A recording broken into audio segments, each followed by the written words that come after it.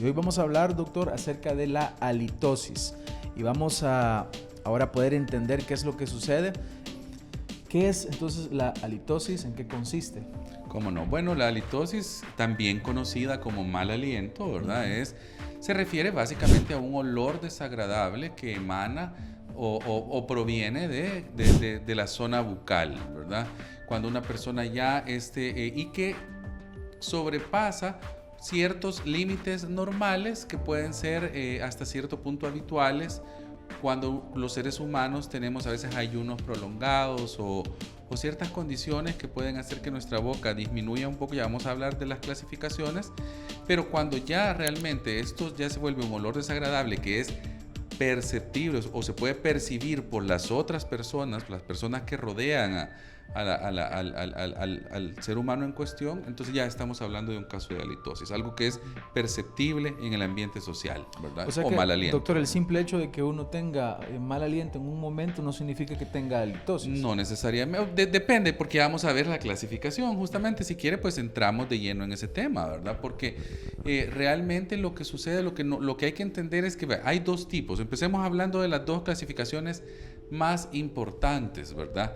Y es que hay halitosis fisiológica y halitosis patológica, ¿verdad? La halitosis fisiológica es justamente de lo que estábamos hablando. Lo más común es lo que se conoce como el aliento matutino. Cuando nosotros dormimos, nuestro flujo salival disminuye, nuestra boca está generalmente pues cerrada y los movimientos musculares y linguales que nosotros realizamos durante el día al hablar, al masticar, al interactuar, se detienen. Entonces, todo esto, cuando nosotros hablamos o masticamos, parece broma, pero nuestros músculos, nuestra lengua están ejerciendo cierta limpieza sobre las superficies dentales que le dificulta un poco a las bacterias del biofilm que hay en la boca organizarse. Hay cierta disminución.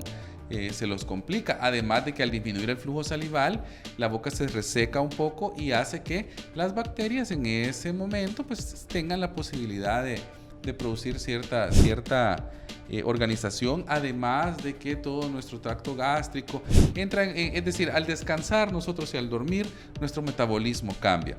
Cuando nos levantamos y nos despertamos, muchas veces es normal que como seres humanos sintamos un aliento pesado, lo que podríamos llamar o definir como un mal aliento, pero esto es una halitosis fisiológica, ¿verdad? Fisiológica significa que es algo propio del funcionamiento del cuerpo humano, ¿verdad?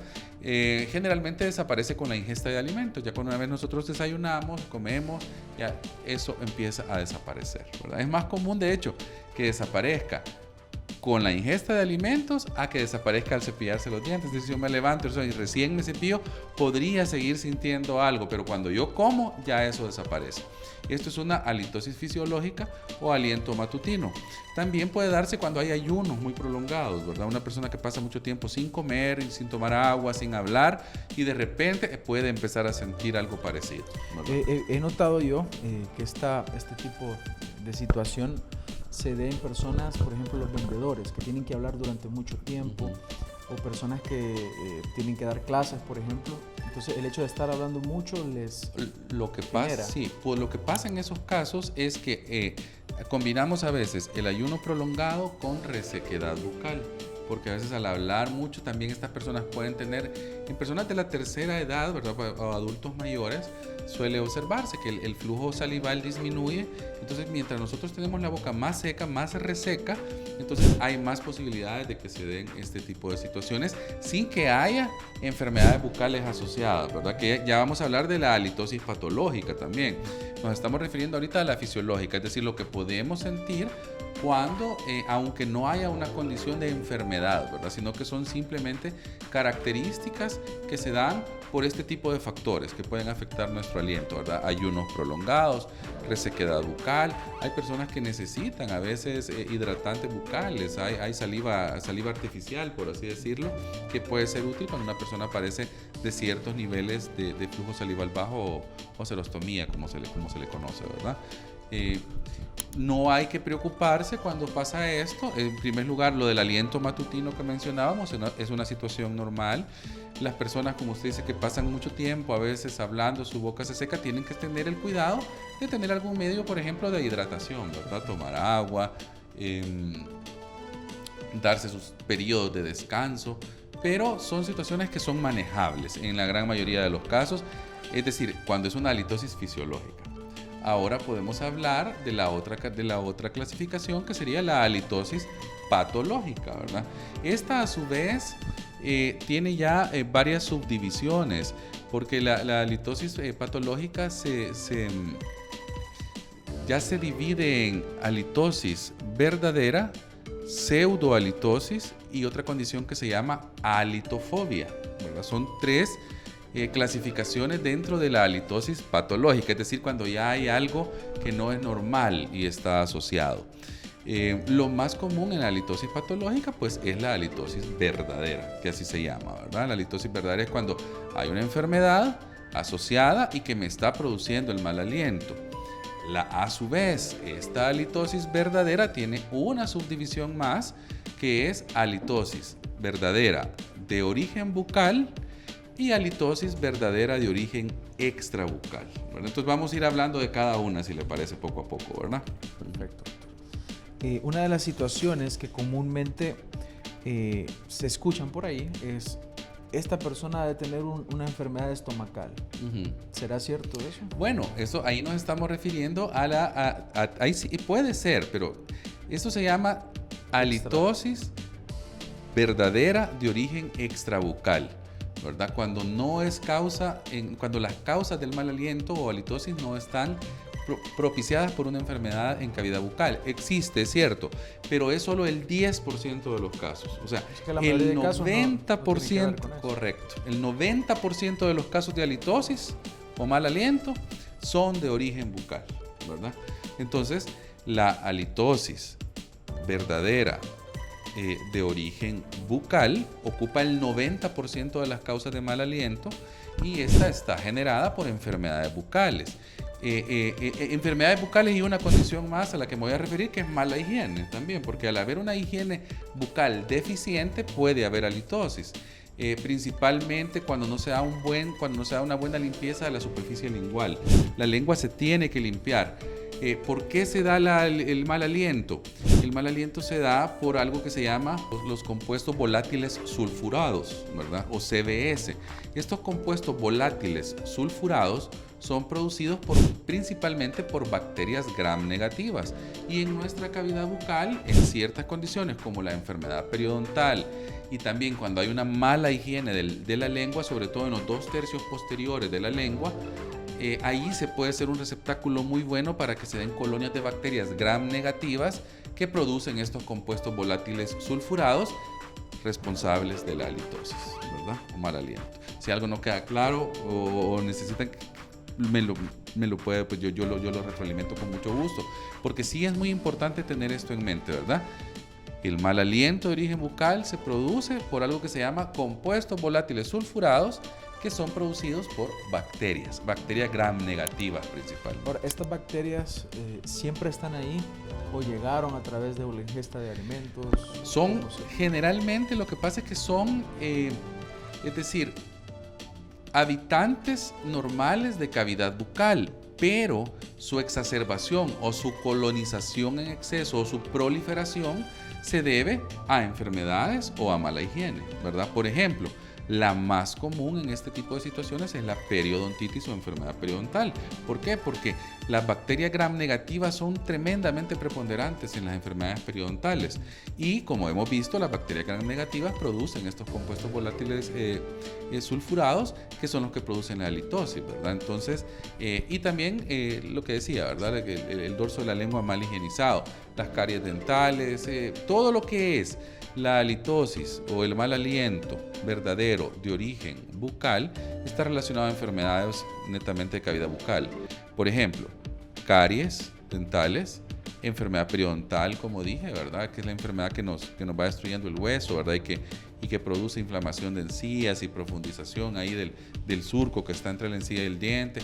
Prótesis mal adaptadas, filtraciones, pericoronitis, que la pericoronitis es aquella, es una infección local que se da como por ejemplo en terceros molares, en cordales mal erupcionados, ¿verdad? Que quedan como a la mitad, entonces se forma como un capuchón de encía en esa zona que se infecta o se irrita y suele generar también problemas de halitosis o mal aliento, ¿verdad? Esto es en cuanto a la halitosis verdadera de origen bucal, ¿verdad? La halitosis verdadera de origen extrabucal está lo que usted mencionaba. Acordémonos lo que decíamos, solo un 10% de los casos, o sea, 1 de cada 10 casos de mal aliento puede provenir de un origen extrabucal, es decir, que no es muy común. Y aquí sí están asociados problemas gástricos, problemas sinusales como sinusitis, por ejemplo, rinosinusitis, amigdalitis crónica, decía problemas del tracto digestivo, reflujo gastroesofágico, etcétera, que sí, también el fallo hepático, la cetoacidosis diabética, entre otras, pueden generar problemas de mal aliento, ¿verdad?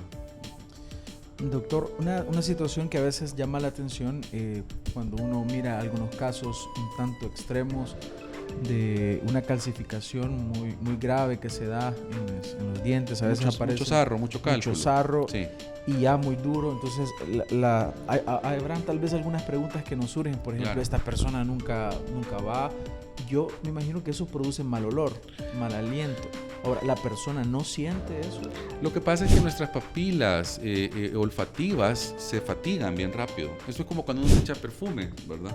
Si usted se echa perfume, inmediatamente usted se lo pone, usted siente el aroma del perfume, pero pasados unos segundos, usted ya no lo siente. Aunque si llega y saluda a una persona, le van a decir, ¿verdad? Ese perfume es tal, o yo conozco esa fragancia, porque la otra persona tiene sus papilas gustativas, no están saturadas, entonces va a sentir el aroma. Entonces la persona que tiene halitosis muchas veces no la percibe, salvo por ciertos momentos o en ciertas instancias, porque sus papilas olfativas se fatigan. Entonces suele ser que las personas que lo rodean sí lo perciben, pero es bastante característico que a veces no se lo dicen, ¿verdad?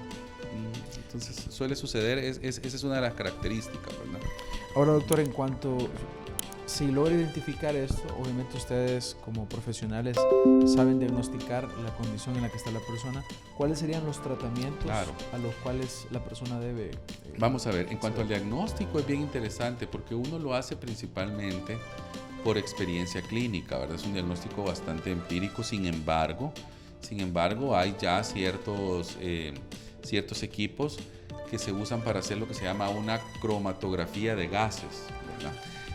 Como el Orarcroma se llama yo realmente no lo tengo en la clínica, lo conozco a nivel teórico, pero lo que él hace es que hace una medición e identificación de ciertos gases que son producidos, ¿verdad?, por estos compuestos volátiles sulfurados, como mencionaba, y entonces generalmente lo que hace el aparato es distinguir entre 3 tipos principales de gases. Tenemos el sulfuro de hidrógeno, por ejemplo, que es el gas que se produce y está asociado principalmente a problemas de higiene bucal.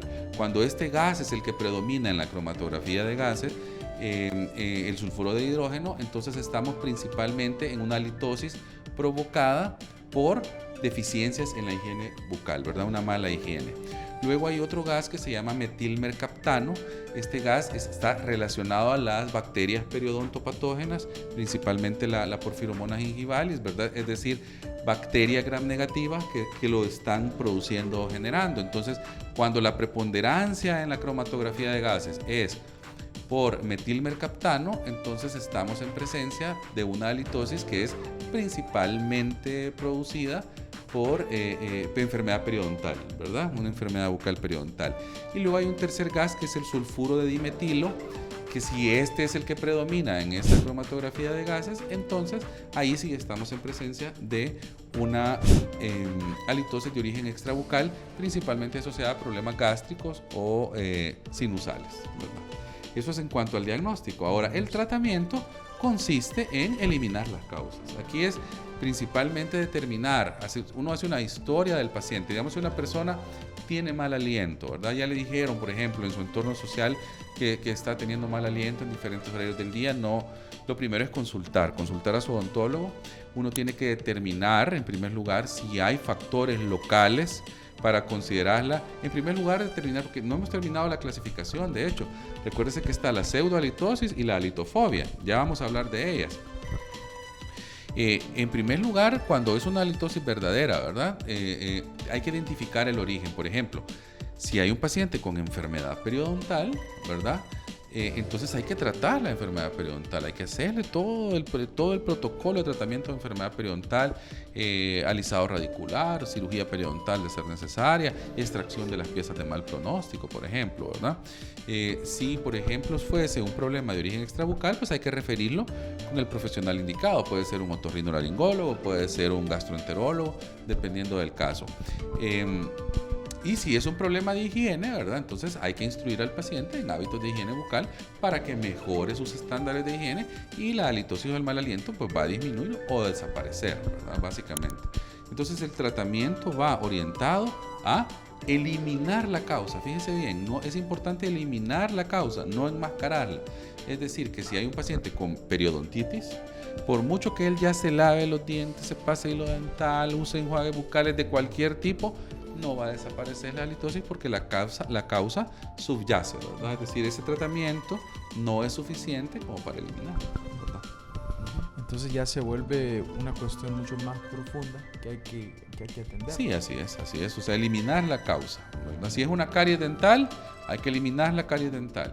Si es un problema periodontal, hay que hacer el tratamiento de encías y tratamiento periodontal. Si es una prótesis desadaptada, porque es otra posibilidad, una prótesis que tenga filtración, entonces hay que quitar esa prótesis dental y cambiarla, ¿verdad? Y por eso es importante asistir a chequeos. A sus controles, correcto, así es. ¿Cuáles serían entonces las otras formas de halitosis? Bueno, la pseudohalitosis es muy interesante, porque la pseudohalitosis es un paciente que fue diagnosticado con halitosis previamente, ¿verdad? Y él sigue teniendo, o ella sigue teniendo, la sensación de que hay todavía halitosis, pero ya el análisis clínico y toda la evidencia clínica y empírica nos demuestra de que ya no la tiene. Entonces, esto se da en un 80% en mujeres, ¿verdad? Principalmente, y ya es una cuestión de, más que todo, es como un recuerdo que queda, ¿verdad? Que es diferente de la halitofobia, que sería la otra. La halitofobia es un temor a tener mal aliento. Hay personas que tienen un temor muy marcado que ya va más allá de los límites normales, y entonces ya tienen ese trauma y están queriendo, exageran sus hábitos de higiene bucal, están toda la vida se quieren comer un su chicle para que supuestamente les refresque el aliento. Esto ya se considera una condición psiquiátrica realmente, que necesita atención, ya no necesariamente solo del odontólogo, sino que ya se necesita a un profesional de psiquiatría para que ayude con este tipo porque es una fobia, ¿verdad? Y de hecho ese es uno de los aspectos que puede dañar emocionalmente, el hecho de que sabe la persona que tiene mal aliento, no le gusta salir con otras personas, no quiere relacionarse, le puede afectar también en sus relaciones laborales. Entonces el problema puede trascender a otros aspectos que siempre recomendamos que puedan tomarse las medidas necesarias para poder corregir. Claro, en el mundo moderno la gran mayoría de afectaciones bucales llevan un componente psicológico y de calidad de vida muy importante, ¿verdad? Porque nuestros dientes, nuestra sonrisa, pues son fundamental. Nuestro aliento fresco se han vuelto pues parte del estándar de salud, de belleza, ¿verdad? En el mundo moderno, y pues es muy importante cuidarlo, ¿verdad? O restaurarlo en caso de que se haya perdido. ¿Hay algunos hábitos, doctor, que pueden causar mal aliento? Sí, el tabaco, ¿verdad? Principalmente el tabaquismo. El tabaquismo es, qué bueno que me lo preguntó, porque se me había pasado por alto mencionarlo, pero es el número uno. El enemigo número uno del aliento es el tabaco. Una persona que fuma o acostumbra o tiene el hábito del tabaquismo, va a tener mal aliento, va a tener halitosis en un elevadísimo porcentaje de los casos. Hay ciertos componentes también dietéticos, ¿verdad? Como consumir mucho ajo, mucha cebolla, ciertas dietas, ciertas comidas, que también pueden dar episodios crónicos de halitosis debido a la alimentación, ¿verdad? Pero básicamente serían esos los más importantes, ¿verdad? En ciertas ocasiones escuché, no recuerdo quién, pero mencionaba acerca de medicamentos que también pudiesen llegar a causar. Sí, en menor grado, pero en menor grado y son casos muy específicos, ¿verdad? Sí. No suele ser muy No común. es algo común, no. Ahora, ¿cuáles serían entonces, doctor, para ir concluyendo, los consejos que usted pudiera darle a nuestros amigos para que puedan tomarlo en cuenta? Claro, lo más importante es cuidar nuestra salud, ¿verdad? Cuidar nuestra salud en general, porque como vimos, si se recuerdan, yo mencionaba que estaba el fallo hepático, que es cuando hay un hígado, ¿verdad?, que está muy lastimado, la cetoacidosis diabética, todas estas condiciones se pueden prevenir si uno cuida su salud en general. Luego, pues, en cuanto a las